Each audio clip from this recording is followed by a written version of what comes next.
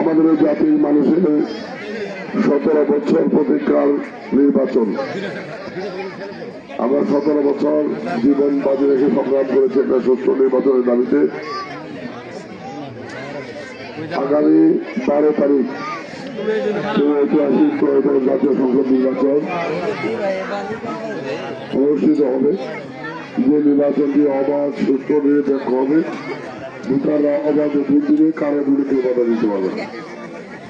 এই নির্বাচনটি সামনে রেখে বর্তমানে বাংলাদেশের সবচেয়ে জনপ্রিয় এবং শক্তিশালী রাজনৈতিক দল বিএনপির প্রতীক, জনগণের প্রতীক, উন্নয়নের প্রতীক ধানের শীষ। এই ধানের শীষ প্রতীকের পক্ষে নির্বাচনী গণসংযোগের অংশ ছিল আজকের এই গ্রাম বৈঠক। যারা পাথালিয়া সরকারি প্রাথমিক বিদ্যালয় ভোটকেন্দ্র কমিটির আয়োজনে এই বৈঠকের সম্মানিত সভাপতি, ওই ভোটকেন্দ্র পরিচালনা কমিটির সম্মানিত আহ্বায়ক জনাব মোহাম্মদ আবুল হোসেন, মঞ্চভূমিষ্ঠ 17 উপজেলা বিএনপির সম্মানিত সভাপতি শফিউর রহমান, সংগ্রামী সাধারণ সম্পাদক রুহুল আমিন মিলন, 17 উপজেলা বিএনপির সম্মানিত সহসভাপতি, আপনাদের নির্বাচিত মহিলা ভাইস চেয়ারম্যান সালিনা বেগম, 17 উপজেলা বিএনপির সম্মানিত সহসভাপতি অধ্যাপক মুর্শেদুর রহমান হারুন, আমাদের এই শরীফপুর বিএনপির সম্মানিত সভাপতি মিজানুর রহমান হামিদি, আমাদের দুলালবাড়ি যুব দলের সভাপতি কনক, বিএনপির সিনিয়র যুগ্ম সাধারণ সম্পাদক হারুন, আমাদের স্বেচ্ছাসেবক দলের বাদল ফকির সহ বাদল সহ আমাদের দলীয় বিভিন্ন পর্যায়ে সম্মানিত নেতৃবৃন্দ, আমাদের জাতীয় পার্টি দল জামালপুর 17 উপজেলা শাখার সংগ্রামী সাধারণ সম্পাদক নামুল সহ উপস্থিত আমার পিতৃতুল্য চট্টবাজার মুরব্বিয়ান, প্রিয় ভাইরা, মানবপন্থ প্রিয় মামলের সম্মানিত উপস্থিতি, আসসালামু আলাইকুম। আমি প্রথমে আল্লাহর কাছে শুকরিয়া করছি। আমরা আশাবাদী যে আগামী 12 তারিখ নির্বাচন একটি অবাধ, সুস্থ, নিরপেক্ষ নির্বাচন হবে। আপনারা অবাধে ভোট দিবেন। এই নির্বাচনের জন্য আমরা 17 বছর জীবন বাজি রেখে সংগ্রাম করেছি। এই সংগ্রাম করতে গিয়ে আমাদের অবিসংবাদিত নেত্রী বেগম খালেদা জিয়া, যাকে 76 বছর বয়সে অন্যায়ভাবে সাজা দিয়ে জেলখানায় ঢোকানো হয়েছে। 2 বছর অধিক সময় জেলখানায় ছিলেন, পরবর্তী সময় গৃহবন্দী করে রাখা হয়েছিল। উনি অনেকবার অসুস্থ হয়েছেন। সরকার প্রতিহিংসা করে ওনাকে চিকিৎসার সুযোগ দেয় নাই। বেগম খালেদা জিয়া ইচ্ছা করলে নিজের জীবন বাঁচানোর জন্য স্বৈরাচারের কাছে আঘাত করে জেল থেকে বেরিয়ে রাজুকে জীবন কাটাতে পারতেন। বেগম খালেদা জিয়া সেই মহিষী নারী অবিসংবাদিত নেত্রী, যিনি বুঝতে পেরেছিলেন উনি নিজের জীবনের প্রয়োজনে যদি সরকারের কাছে মাথা নত করে উনি মুক্তি পাবে, কিন্তু এই দেশের মানুষ মুক্তি পাবে না, গণতন্ত্র মুক্তি পাবে না। যে কারণে যেহেতু প্রমাণ করে যে উনি এই দেশের মানুষকে, দেশের গণতন্ত্রকে ওনার জীবনের থেকে বেশি ভালোবেসেছেন এবং সেই ভালোবাসতে দিয়ে উনি আপসিক নেতৃত্ব দিয়েছেন। চিকিৎসার আগে আস্তে আস্তে মৃত্যুর মুখে চলে গেছেন। আপনারা জানেন যে দীর্ঘ 1 মাস হাসপাতালে চিকিৎসাধীন থেকে উনি গত 30 ডিসেম্বর 2025 ভোর 6টায় দুনিয়া ছেড়ে চলে গেছেন। এদেশের মানুষের জন্য বেগম খালেদা জিয়া জীবনকে উৎসর্গ করেছেন। আমাদের নেতা তারেক রহমানকে অন্যায়ভাবে সাজা দিয়ে 17 বছর নির্বাসিত রাখা হয়েছিল। উনি মায়ের সেবা করার সুযোগ পায় নাই, ভাই মারা গেছে, জানাজাটুকু করতে পারে নাই। তারপরেও এদেশের মানুষের মুক্তির স্বপ্ন নিয়ে দিন রাত পরিশ্রম করেছেন। উনি আন্দোলনের রূপরেখা তৈরি করেছেন, আমাদেরকে নির্দেশনা দিয়েছেন, আমরা জীবন বাজি রেখে সংগ্রাম করেছি। এই সংগ্রাম করার কারণে আমাদের 4,500 নেতাকর্মী মারা গিয়েছে। আমাদের 38 লক্ষ নেতাকর্মীর মধ্যে মৃত্যুর মামলা হয়েছে। হাজার হাজার নেতাকর্মী দীর্ঘদিন জেল খেয়েছে। তারপরে বিএনপি আপনাদের অধিকার পরিষদ সংগ্রাম চালিয়েছে। আমরা বিশ্বাস করি আগামী 12 তারিখের নির্বাচনে আজকে সারা বাংলাদেশে বিএনপির যে জনজোয়ার তৈরি হয়েছে, জনগণের ভোটে নির্বাচিত হয়ে বিএনপি ক্ষমতায় যাবে, এর মধ্যে বিন্দুমাত্র কোনো সন্দেহ নেই। আপনারা বিশ্বাস করেন কি যে বিএনপি ক্ষমতায় যাবে? বিশ্বাস করেন? এবার ইনশাল্লাহ বিএনপি ক্ষমতায় যাবে। আমাদের বক্তব্য হলো বিএনপি ক্ষমতায় যাবে, কিন্তু আমরা গত 30 বছর যাবৎ জামালপুর সদরে বিএনপি হতে পারিনি। গত 30 বছর একটানা আওয়ামী লীগের এমপি ছিল। আজকে যখন আমরা বিভিন্ন এলাকায় যাই, অনেকেই বলে ভাই আমাদের রাস্তা পাকা করে দিতে হবে, অনেকেই বলে আমাদের রাস্তা বড় করে দিতে হবে, নানা দাবি। 30 বছর আওয়ামী লীগ এমপি আসছিল, যদি একটু একটু করে কাজ করতো আজকে কাজ বাকি থাকার কথা না। 30 বছর অনেক সময়, বা দুর্ভাগ্য বিএনপি 30 বছর এমপি হতে পারে না। এইবার একটা সুযোগ তৈরি হয়েছে।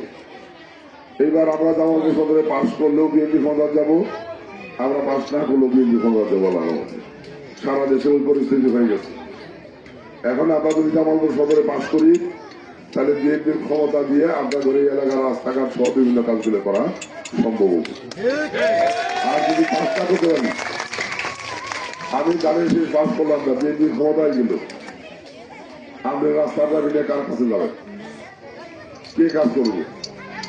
আজ 30 বছর পরে যেহেতু একটা সুযোগ তৈরি হয়েছে বিএনপি ক্ষমতায় যাব, যদি আপনারা ধানের শেষে ভোট দেওয়ার সদরে বিএনপি এমপি পাস করান, তাহলে বিএনপির ক্ষমতা দিয়ে আপনাদের সমস্ত কাজগুলো করা সম্ভব। আমাদের বক্তব্য এইদিকে, আর বেশি বক্তব্য নাই। 30 বছর পরে যেহেতু আমরা সুযোগ পাইছি, সুযোগটা হাতছাড়া করা যাবে। আমরা গত 14-15 বছর যারা এমপি হয়েছে ভোট লাগে নাই, আমরা অনেকে ভোট দিবার যায় নাই, কথা ঠিক না? যেহেতু এত জীবনের বিনিময়ে, এত সংগ্রামের বিনিময়ে আজকের এই ভোট, আমরা সবাই আগামী 12 তারিখ ভোট কেন্দ্রে ভোট দিতে যাবো ইনশাল্লাহ, কথা ঠিক না? সবাই ভোট কেন্দ্রে যাবো, আমরা ভোট সবাই দিব। মা বোনদের প্রতি অনুরোধ যে আপনারা একটু সকাল সকালে ভোটের কেন্দ্রে যাবেন, কারণ হলো আপনাদের সাংসারিক কাজ থাকে। সকালবেলা যদি ভোটটা দিয়ে আসে পড়েন, সারাদিন কামলে নির্বিঘ্নে করতে পারবেন। আমাদের অনুরোধ আপনারা একটু সকাল সকালে ভোট কেন্দ্রে যাবেন। তৃতীয় কথা হইল ভোট দিবেন কোথায়? যেহেতু বিএনপি ক্ষমতায় যাবে, বিএনপি পাস করলে এবার এলাকার কাজ হবো, সেহেতু আমরা সবাই দানের শেষে ভোট দেবো ইনশাল্লাহ। ইনশাল্লাহ সবাই আমরা দানের শেষে ভোট দেবো ইনশাল্লাহ। ঠিক। তার চতুর্থ কথা হইল যে, দুইটা কথা। একটা কথা হইল যে আমি আল্লাহর কাছে শুকরিয়া করি, বিএনপি দানের শেষে আমাকে মনোনয়ন দিয়েছে। এমন বলতে পারেন যে আমি এমপি হলে কাজ করবার নিশ্চয়তা আছে। আমি বড় সময় 2বার মেয়র ছিলাম, এটা জানেন কি আমরা? আমি প্রথমবার 2004 সালে 8,000 ভোট বেশি পাস করছিলাম, দ্বিতীয়বার 2011 সালে 22,000 ভোট বেশি পাস করছিলাম। আমি প্রথমবার 8,000 ভোট পাস করে যদি কাজ না করতাম, তাহলে পৌরসভার মানুষ দ্বিতীয়বার 22,000 ভোট বেশি দিয়ে পাস করাইতো, কথা ঠিক না? আমি চ্যালেঞ্জ করে যাই, আমার সময় আমি যে পরিমাণ উন্নয়ন কাজ জামালপুর পৌরসভায় করছি, জামালপুর পৌরসভার বয়স 150 বছরের বেশি। 150 বছর ইতিহাসের কোনো মেয়ের কাজ করে নাই, করতে পারি। কাজে আমরা কাজ করার জন্য আসছি, আমরা আপনাদের কাজগুলো করতে চাই। এইবার সুযোগ আছে, বিএনপি ক্ষমতা আসবো, যদি আল্লাহর রহমতে এমপি হতে পারি, তাহলে আপনাদের কাজগুলো করে দিতে পারবো। ওই জন্য এইবার সবাই দানের শেষে করতে পারি ইনশাল্লাহ। আরেকটা অনুরোধ করে যায় যে এইবার আমাদের প্রধান প্রতিদ্বন্দ্বী যারা আছে জামাত ইসলাম, জাগরের মাল্লার প্রতিগড়ের দাঁড়িপাল্লা। এই জামাত ইসলাম সম্পর্কে আপনারা জানেন যে 1971 সালের স্বাধীনতা যুদ্ধে যখন এদেশের লক্ষ লক্ষ মানুষ শহীদ হয়েছে, মা বোনদের ইজ্জত লুণ্ঠন করতে পাক বাহিনী, তখন এই জামাত ইসলাম এই জাতির বিরুদ্ধে যায় পাক বাহিনীর দালালি করছে। তারা পাক বাহিনীর দালালি করে আমাদের মুক্তিযোদ্ধাদেরকে হত্যা করাইছে, তারা পাক বাহিনীর দালালি করে আমাদের মা বোনদের ইজ্জত নষ্ট করাইছে। যারা মুক্তিযোদ্ধা করে হত্যা করাইছে, পাক বোনদের ইজ্জত নষ্ট করাইছে, তারা কখনো ইসলামের পক্ষে শক্তি হতে পারে। এবার আমাদের নেতা তারেক রহমান এই দেশ নিয়ে নতুন করে স্বপ্ন দেখতেছে যে গত 17 বছর যে জেল জুলুম গেছে, এই বাংলাদেশ আগামী দিনের জনগণের কল্যাণে বাংলাদেশ হবে। কারণ বিএনপি বুঝে, তারেক রহমান বুঝে, বিএনপি ক্ষমতায় যায় যদি আওয়ামী লীগের মতো দেশ চালায়, তাহলে আওয়ামী লীগের নেতাদের কখনো যে পরিণতি হয়েছে, বিএনপি কখনো ওই পরিণতি। ওই জন্য নতুন করে দেশ সাজানোর চিন্তা করতেছে। এই নতুন দেশ সাজানোর মধ্যে একটা কথা আমাদের নেতা বলছে যে মহিলাদের নিরাপত্তা, মর্যাদা, সম্মান বাড়ানোর জন্য প্রত্যেক পরিবারে জরিপ করে প্রত্যেক পরিবারে একটা করে ফ্যামিলি কার্ড দেওয়া। এই ফ্যামিলি কার্ডের মাধ্যমে ওই পরিবার প্রতি মাসে 2500 টাকা অথবা সম পরিমাণের চাল ডাল তেল জিনিস পাবে। সেই ক্ষেত্রে এই খাতা দেওয়া ওই পরিবারের মহিলা সদস্যের নামে। যেহেতু আপনি ওই মহিলা সদস্য এই কার্ডের মাধ্যমে আপনার পরিবারের প্রতি মাসে 2500 টাকা অথবা সম পরিমাণের জিনিস দিতে পারেন, তাহলে ওই পরিবারের মধ্যে আপনার সম্মান মর্যাদা পারবো না। আমাদের নেতা তারেক রহমান এরকম উদ্যোগ দিচ্ছে, এই ঘোষণা দিচ্ছে। এই ঘোষণা দিচ্ছে আওয়ামী লীগের পতনের আগে। আর এখনকার জামাত ইসলাম এদের প্রতিবাদ করতেছে, কাউন্টার করতেছে যে তারেক রহমান ফ্যামিলি কার্ড দিব, আমরা জান্নাতের টিকিট দিব। ওরা আমাদের জান্নাতের টিকিট দিব।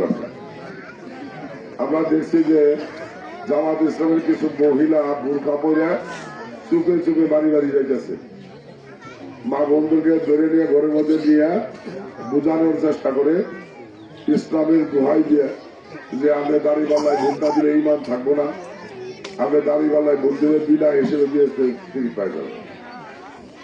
বেহেস্ত হইল আমরা যারা মুসলমান তারপরে পরকাল বিশ্বাস করতে হবে, তাই না? আমরা এই হকাল কাটাইতেছি, এরপরে পরকাল আছে। পরকাল কি? এই দুনিয়ার ভালো মন্দ যা কিছু করে যেতেছি, পরকালে তার জবাব আল্লাহর কাছে দিতে হবে, হিসাব দিতে হবে। যদি ভালো কাজ করে যায়, ওই পরকালের হিসেবে যদি সোয়াবের পাল্লা ভারী হয়, তাহলে বেহেস্ত লাভ। দুনিয়ার যদি খারাপ কাম করে যায়, অকাম কুকাম করে যায়, ওই পরকালের হিসেবে যদি পাপের পাল্লা ভারী হয়, তাহলে দুজন বেহেস্ত দাম যাবো, ওই যাও লাগবো দুজনে। পাপের পাল্লা ভারী হইলে ইসলাম বলে আপনার দুজনে যাবেন, সেই জায়গায় জামাত ইসলামের টিকিট দিয়ে বেহেস্ত দাম যাবো। হ্যাঁ, তাহলে যারা বলতেছে যে আপনার আগাম বেহেস্তের টিকিট পাবেন, এটা সত্য কথা না ভুয়া কথা? ভুয়া কথা। যারা ইসলাম দিয়ে ভুয়া কথা বলে তারা ইসলামের উপকার করতেছে না, তারা ইসলামের ক্ষতি করতেছে।